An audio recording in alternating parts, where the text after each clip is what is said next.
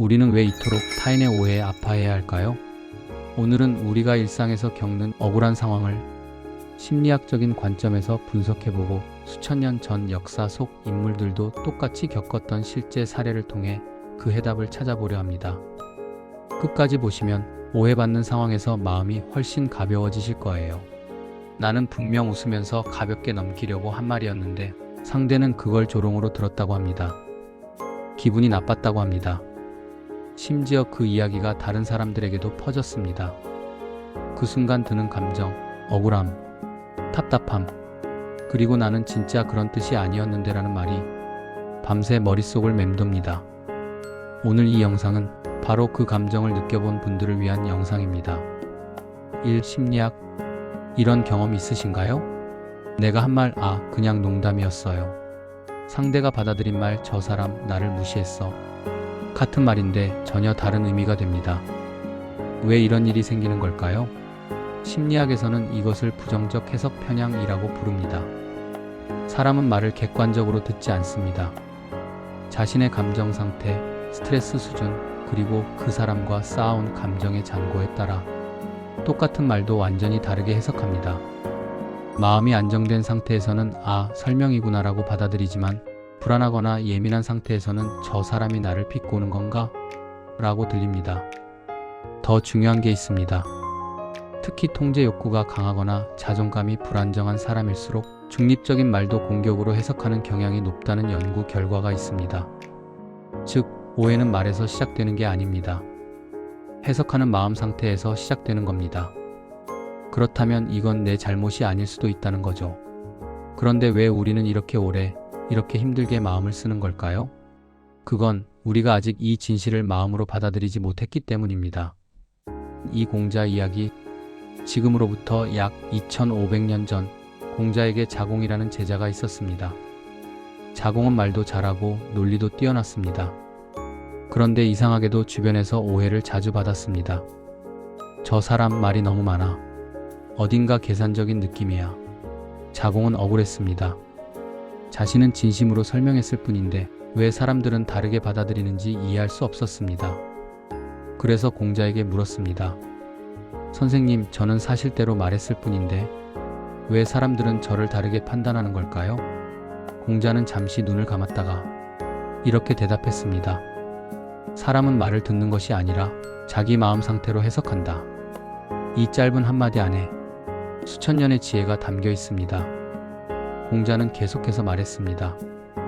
군자는 모든 사람에게 이해받으려 애쓰지 않는다. 처음엔 차갑게 들릴 수 있습니다. 그럼 그냥 포기하라는 건가? 아닙니다. 이 말의 진짜 의미는 이겁니다. 모든 사람의 해석을 통제하려는 시도 자체가 내 마음을 갉아먹는다. 내가 할 수 있는 건 내 의도를 진심으로 유지하는 것, 그 이후는 상대의 마음 상태가 결정하는 것. 이 구분이 되는 순간 우리는 훨씬 가벼워질 수 있습니다. 3. 정약용 이야기. 조선 후기 정약용은 시대를 앞서간 학자였습니다. 성실했고 능력도 뛰어났습니다. 하지만 그는 평생 오해와 왜곡된 소문 속에서 살았습니다.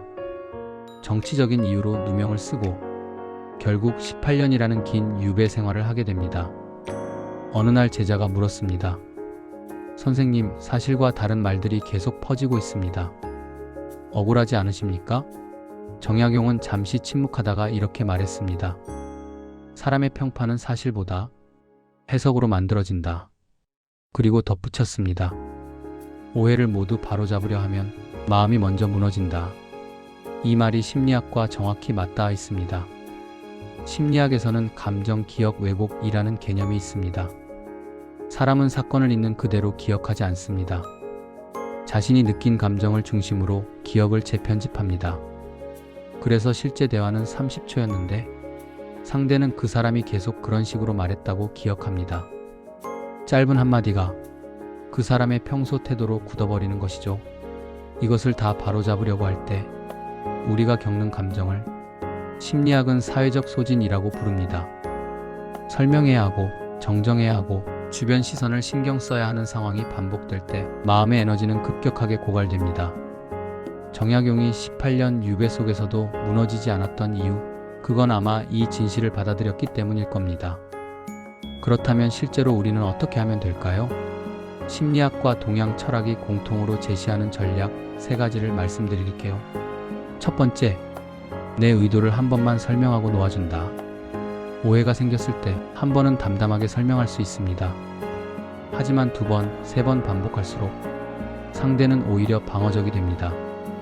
설명이 길어질수록 이 사람이 왜 이렇게 해명하려고 하지? 라는 인상을 주기 쉽습니다. 한 번 말했다면 그것으로 충분합니다. 2번째, 오해를 사실처럼 다루지 않는다. 나는 그런 사람이라고 스스로 믿기 시작하는 순간 오해는 진짜 내 이야기가 됩니다. 상대 해석은 상대의 마음 상태를 반영하는 것이지 내 실제 모습이 아닙니다. 나는 내 의도를 가장 잘 아는 사람입니다. 3번째, 나를 알아주는 사람에게 에너지를 쓴다. 공자가 말했습니다. 나를 알아주는 사람이 적다고 슬퍼할 필요는 없다. 오해하는 사람을 설득하는데 에너지를 쏟는 대신 나를 진심으로 이해해주는 사람과의 관계를 더 깊게 만들어가는 것, 그게 마음을 지키는 가장 현명한 방법입니다. 우리는 살아가면서 모든 사람에게 정확히 이해받을 수는 없습니다. 같은 말을 해도 어떤 사람은 진심으로 받아들이고 어떤 사람은 조롱으로 해석하며 어떤 사람은 기분 나쁘게 기억합니다. 하지만 오늘 이 3가지를 기억해 주세요. 공자가 말했습니다. 사람은 말이 아니라 마음 상태로 해석한다. 정약용이 말했습니다. 오해를 모두 바로잡으려 하면 마음이 먼저 무너진다. 그리고 심리학이 말합니다. 사람은 사실보다 감정으로 기억한다. 이 3가지를 하나로 합치면 이런 결론이 나옵니다. 내 의도가 진심이었다면 모든 사람의 해석까지 내 책임이 아니다. 지금 이 영상을 보고 있는 당신, 혹시 오늘도 누군가의 오해 때문에 조용히 마음이 지쳐 있었나요? 나는 그런 뜻이 아니었는데 다르게 받아들여지고 그 오해가 퍼지는 상황 속에서 혼자 견디고 있었던 건 아닐까요? 그렇다면 오늘 이 말 하나만 가져가세요. 나는 내 의도를 알고 있다. 그것만으로도 충분하다.